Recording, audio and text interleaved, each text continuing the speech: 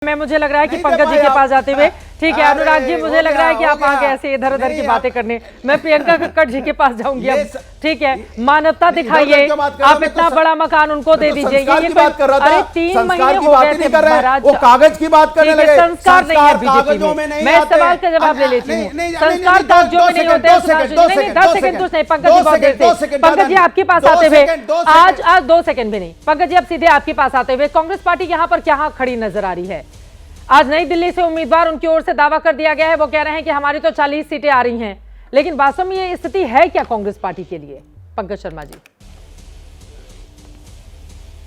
देखिए, कांग्रेस पार्टी के लिए पहले से बहुत बेहतर स्थिति है, ये तो सच है। 40 सीटें आए 40 सीटें ना आए, कांग्रेस पार्टी का वोट प्रतिशत बहुत बढ़ने वाला है। सीटें भी पिछली बार तो 0 थी, तो इस बार काफी बढ़ने वाली है। मजा तो ये है चित्रा जी कि ये आम आदमी पार्टी और भारतीय जनता पार्टी, इन दोनों के बीच का बड़ा दिलचस्प दौर चल रहा है।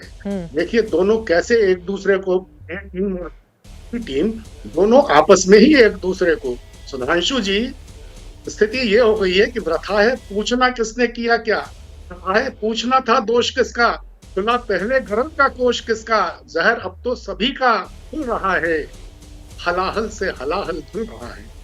दोनों एक दूसरे को, इसमें निश्चित तौर पर कांग्रेस पार्टी को पहले से ज्यादा फायदा होने वाला है। क्यों? क्योंकि भारतीय जनता पार्टी देश में पूरी तरह एक्सपोज हो चुकी है, आम आदमी पार्टी दिल्ली में पूरी तरह एक्सपोज हो चुकी है, लोग उकता गए हैं। आपने देखा 2024 के लोकसभा चुनावों में जो वोट प्रतिशत है आम आदमी पार्टी का, पिछले विधानसभा चुनावों की तुलना में 20% गिर गया। कांग्रेस पार्टी का पिछले विधानसभा चुनावों की तुलना में इस लोकसभा चुनाव में 15% बढ़ गया। तो ये अगर किसी बात का संकेत है तो सिर्फ इस बात का संकेत है कि जनता दिल्ली की दोनों से उबी हुई है और निश्चित तौर पर इसका फायदा कांग्रेस को मिलेगा और कांग्रेस को इसका फायदा लेना चाहिए। जब नरेंद्र भाई मोदी चेहरा हो गए हैं भारतीय जनता पार्टी का दिल्ली में, और अरविंद केजरीवाल तो थे ही दिल्ली में आम आदमी पार्टी का चेहरा, मेरा मानना है कि कांग्रेस पार्टी को, प्रियंका गांधी को दिल्ली में कांग्रेस का चेहरा बना देना चाहिए, उससे पार्टी को बहुत फायदा होगा। और सर फेल होने पर तो फिर दाग भी जाएगा ना उधर। कई जगहों पर हमने देखा है कांग्रेस इतना बड़ा रिस्क नहीं लेना चाहती है।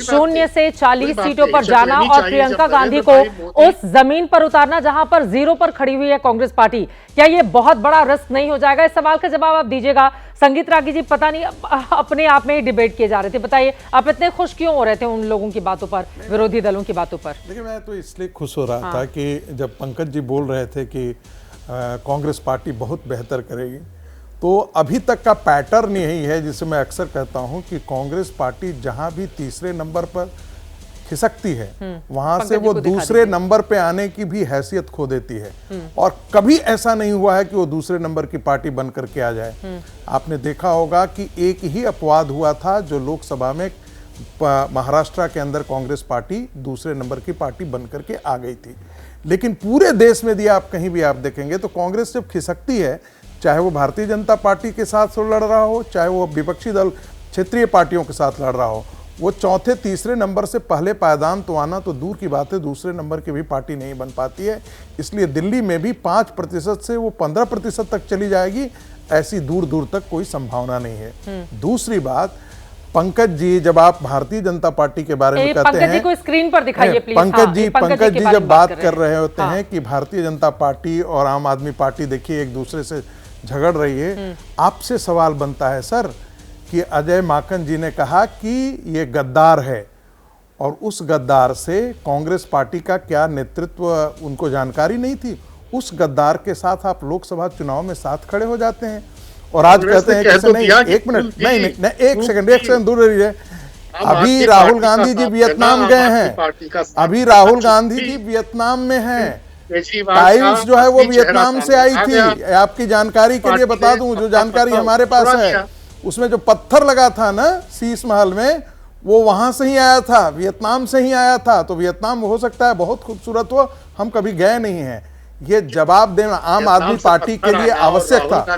देखिए, आम आदमी पार्टी यदि नैतिकता के मापदंड पर नैतिकता को आगे रख करके मूल्यगत राजनीति के सहारे आई थी 2014 में, आपको यदि इतने ही ईमानदार होते हैं सर, और अब तो इतनी ही भारतीय जनता ट्रांसपेरेंसी पार्टी थी और आम तो आदमी जिस पार्टी दिन दोनों की जिस दिन रहित भारतीय राजनीति जनता सामने आ पार्टी ने गई। आरोप लगाया था, पूरा देश, जिस दिन शीश महल का देश मुद्दा और आया दिल्ली था, के लोग अरविंद केजरीवाल आज अपने देश गेट के भर दरवाजे के खोल काजी का देते, भी गाना पत्रकारों सुन को रहे हैं बुलाते और और कहते कि भाई जरा देख का लो गाना भी ये सुन मिनी रहे हैं। बार कहाँ है, स्विमिंग पूल कहाँ है, कैसे कैसे कालीन लगे हैं, 18 लाख के कमोड लगे हैं या नहीं लगे हैं। वो बता देते कि नहीं, ये तो सारे दरे कहीं और से लाया है, जगतपुरी से लाया हुआ कमोड है, ये कहीं बाहर से 18 करोड़ का कमोड नहीं, 18 लाख का कमोड नहीं है, ये 45 लाख के एक 18 लाख के एक पर्दे नहीं है। वो अरविंद केजरीवाल बता दे, लेकिन अरविंद केजरीवाल को ऐसा कहने का साहस नहीं हुआ।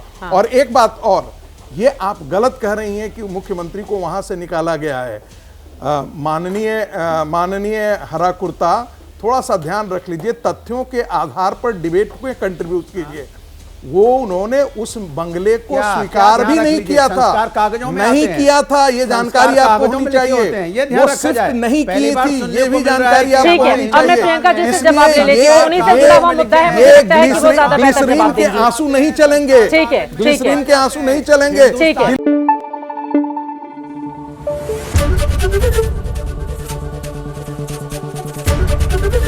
एबीपी न्यूज आपको रखे आगे।